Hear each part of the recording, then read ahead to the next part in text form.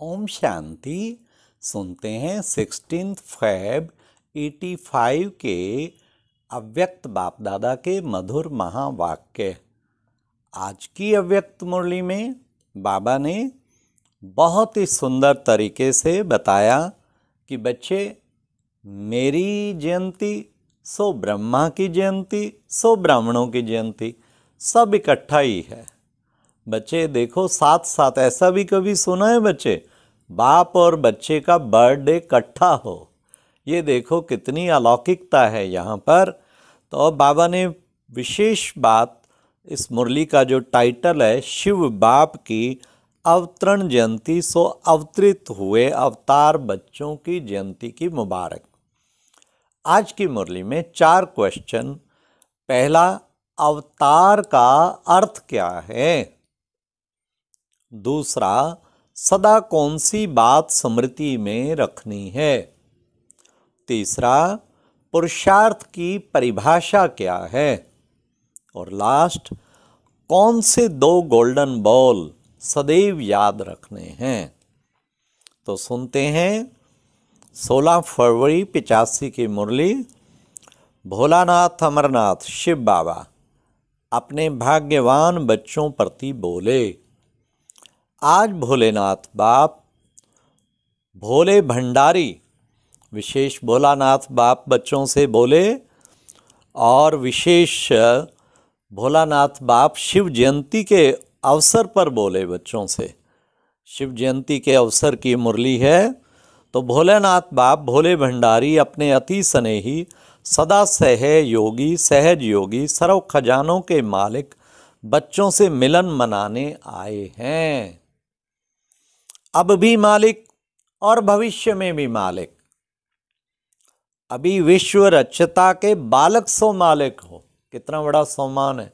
विश्व रचयिता के बालक सो मालिक, भविष्य में विश्व के मालिक हो। बाप दादा अपने ऐसे मालिक बच्चों को देख हर्षित होते हैं। यह बालक सो मालिकपन की का अलौकिक नशा, अलौकिक खुशी है। भगवान के मालिक, कितना नशा चढ़ा रहता है।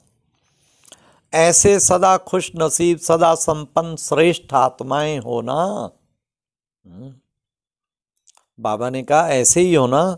आज सभी बच्चे बाप के अवतरण की जयंती मनाने के लिए उमंग उत्साह में हर्षित हो रहे हैं।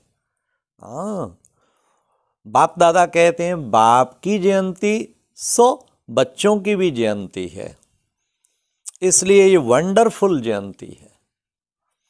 वैसे बाप और बच्चे की एक ही जयंती नहीं होती है।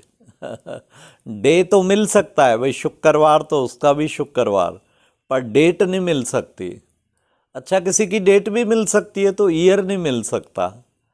हाँ, तो बाबा ने कहा अलग अलग होता है ना, एक ही जयंती नहीं होती है।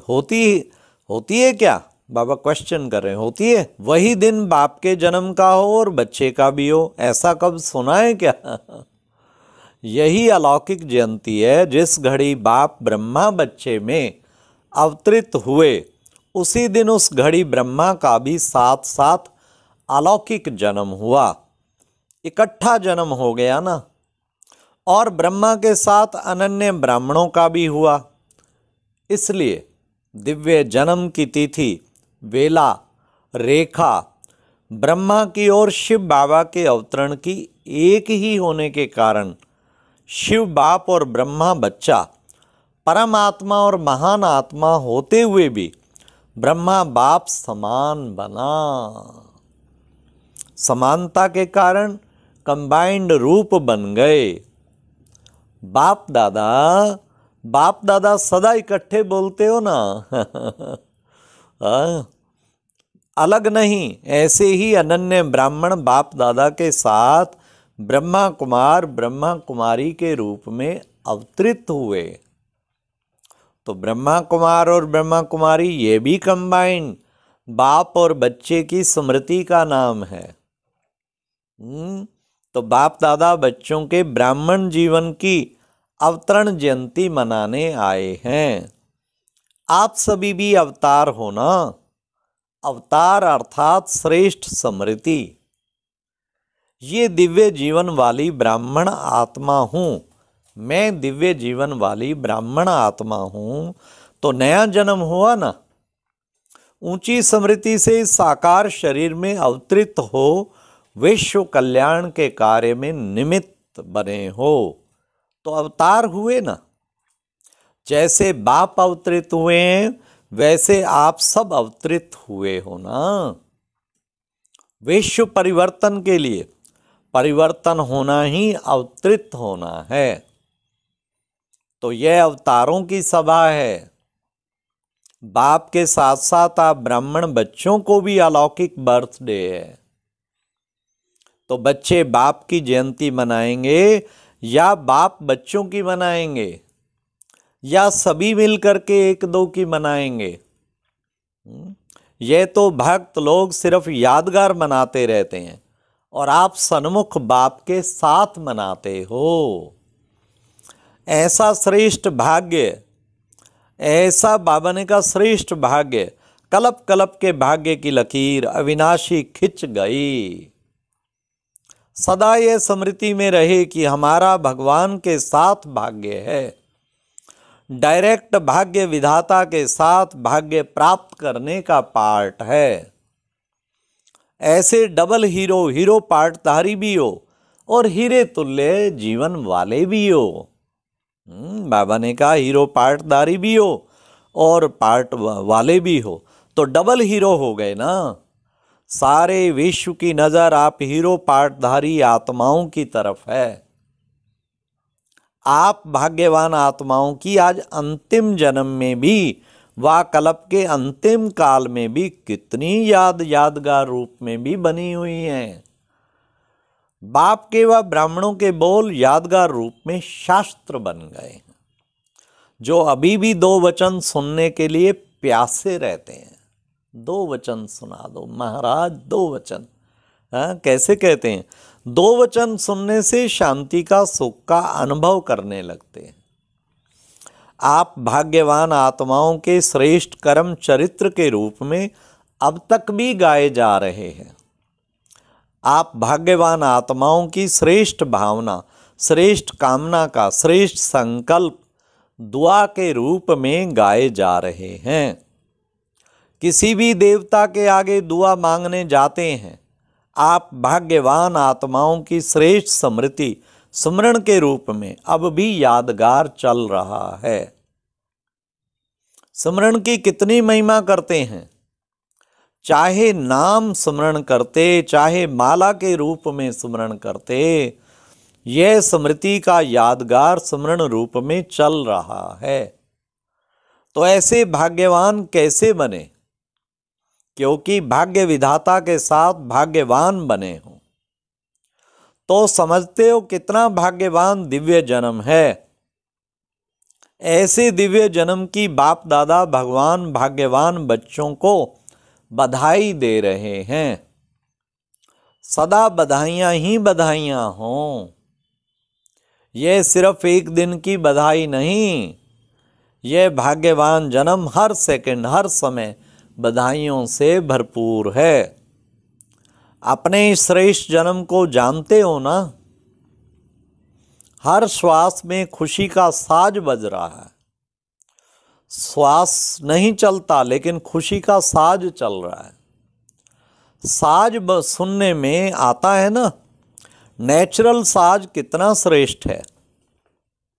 इस दिव्य जन्म का यह खुशी का साज अर्थात श्वास दिव्य जन्म की श्रेष्ठ सौगात है। ब्राह्मण जन्म होते ही ये खुशी का साज गिफ्ट में मिला है ना। साज में भी उंगलियां नीचे ऊपर करते हो ना तो श्वास भी नीचे ऊपर चलता है। तो श्वास चलना अर्थात साज चलना।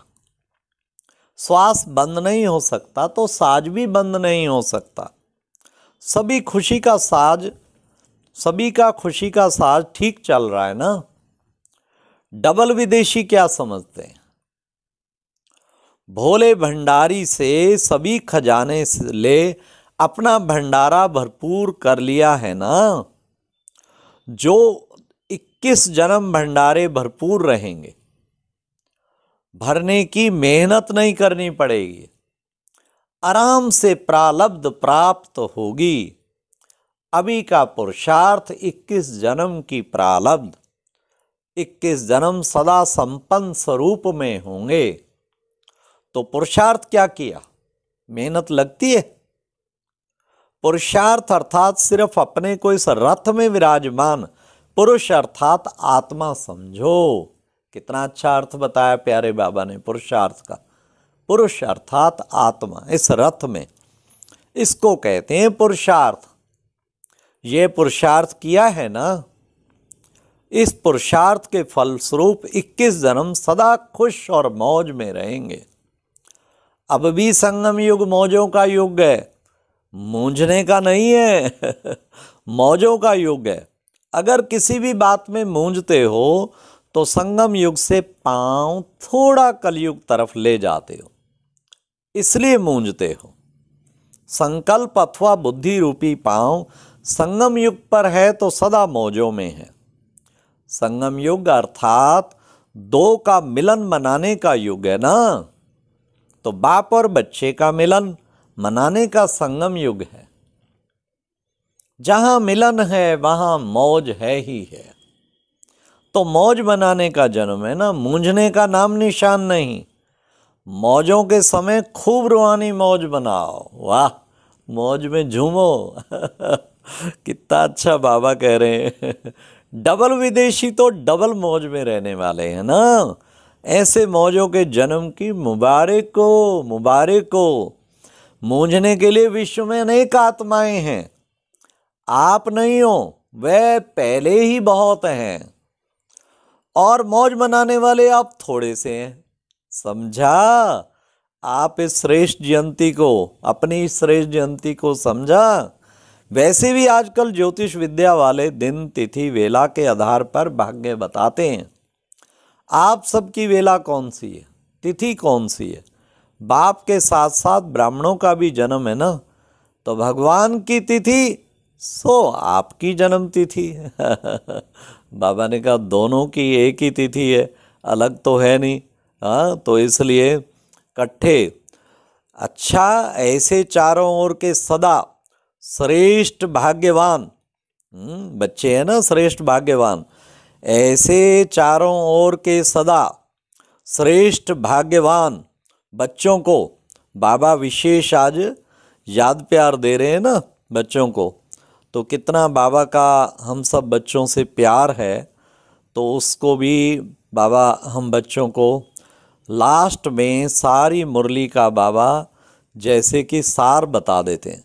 ऐसे चारों ओर के सदा श्रेष्ठ भाग्यवान बच्चों को, सदा हर श्वास को खुशी का साज अनुभव करने वाले बच्चों को, डबल हीरो बच्चों को, सदा भगवान और भाग्य ऐसी समृद्धि स्वरूप बच्चों को, सदा सर्व खजानों से भरपूर भंडार वाले बच्चों को, भोलेनाथ अमरनाथ वरदाता बाप का बहुत बहुत दिव्य जन्म की बधाइयों के साथ साथ याद प्यार और नमस्ते।